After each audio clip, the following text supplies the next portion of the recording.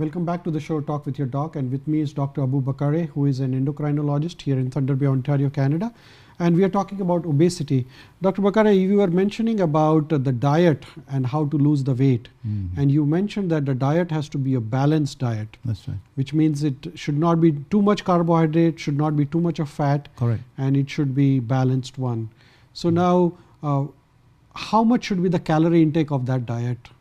How much should be the carbohydrate content, how much should be the fat content, and how much should be the protein content? Well, what we usually suggest, for example, is that the amount of carbohydrates should probably not be more than about 30% or in that area. That's a ballpark figure I'm giving. It's not that everybody should be on 30%.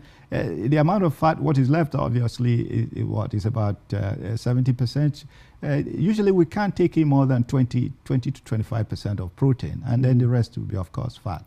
Now, even more important is the constituent of each one of those. Okay, for example, carbohydrate, we don't want you to take refined carbohydrate. Whereas you took what we call complex carbohydrates. Complex carbohydrates. And if you come to the fats, we don't want you to take polyunsaturated fats. So there is also a manipulation within each category as to what is most beneficial in terms of what you should be eating. So complex carbohydrate, which means that the carbohydrates which has the fiber content in it, right? That's right. So this will prevent completely refined and washed up. Absolutely. So as we were talking last time, having the fruits is important rather than drinking the fruit juice. That's correct.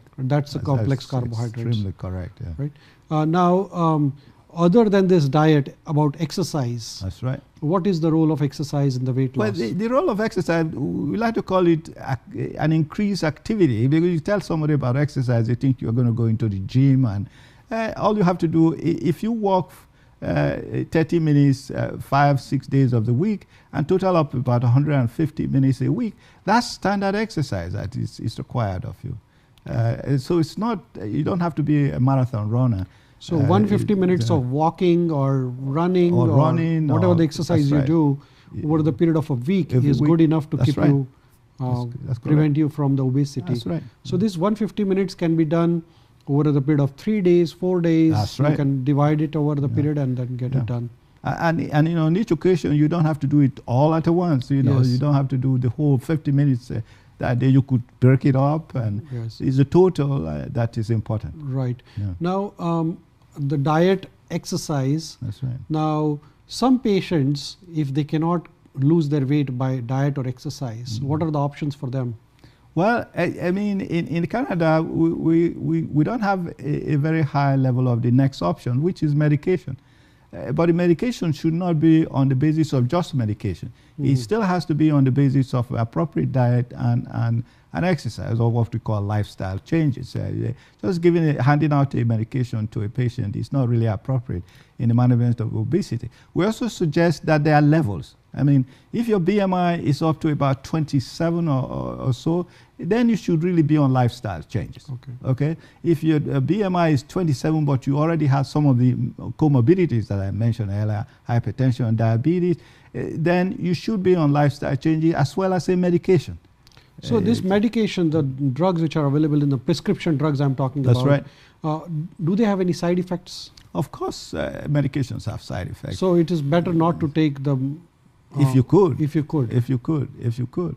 But as I said, the recommendation is that once you've gone through that level, then the medication are likely to be a component of the management. Right. While if you've got a BMI of 40, one of the components is surgery, if you can, and if you're qualified to Tell have us about the surgery. What are the surgical options available for the obese patients? Well, in Ontario at least, you are eligible to have surgery if you've got a BMI of 35 and you have comorbidities, or if you've got a BMI of just 40. You're qualified to be referred to a bariatric center so that you can have surgery done. So and they are, go ahead. Liposuction, right? You said liposuction and gastric... No, liposuction is not really recommended for weight loss, because what you do with liposuction is you suck out fat. That's not the weight. That's subcutaneous fat you're actually sucking out. And as I mentioned, so that's not a surgery? No, that's not recommended surgery. The two surgeries that we mostly do in Thunder Bay, for example, are what we call a sleeve gastrectomy and a Roux-en-Y, which means the stomach is somewhat disconnected in a way from the rest. of the earlier part of the intestine and then connected to the later part of it. So what is the advantage? Is there any advantage of liposuction?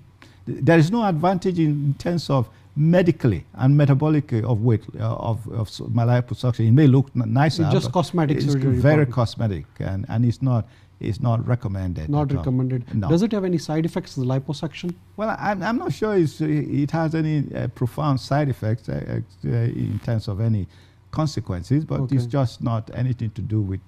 No, you mentioned about the other bariatric surgeries, the gastric. Yes, a gastric banding sleeve gastrectomy. Yeah. There used to be a band, banding, a gastric banding, but that is not done in our center because also the Ontario Bariatric Network has recognized that gastric banding is not effective in terms of weight loss. Right. Now, how effective are these gastric sleeve surgeries and Roux and Weiss surgery? Well, extremely effective. I mean, they normalize in a diabetic patient who has not been diabetic for a very long time. They usually normalize the blood sugars. Blood sugar. Almost within a few weeks. Okay. Right. In a patient who has hyperlipidemia, they normalize the cholesterol level. And studies now that have been done in, for example, in Sweden over a 10-year period actually show that gastric surgery can reduce your mortality, both from coronary artery disease and your total mortality, early death, which occurs in patients who are overweight. So it is beneficial. Extremely beneficial. Right. Extremely beneficial. So that's the last option. Once one cannot get physical activity or diet cannot control, medications cannot control, then you go for the surgery as the last option. That's right. But the best option will be the lifestyle modifications in the beginning, right? That's right. So eating the diet which is balanced diet rather than eating very low carbohydrate, low fat and too much protein containing diet is not sustaining for a longer time. Yeah. And having a lot of physical activity in adults and in children as well as. That's correct. Thank you, Dr. Bakare. I think that helps us a lot to know more about obesity. We really appreciate your time. Thank you very much. Thank you. you. It's a pleasure. Thank you everyone for joining the show.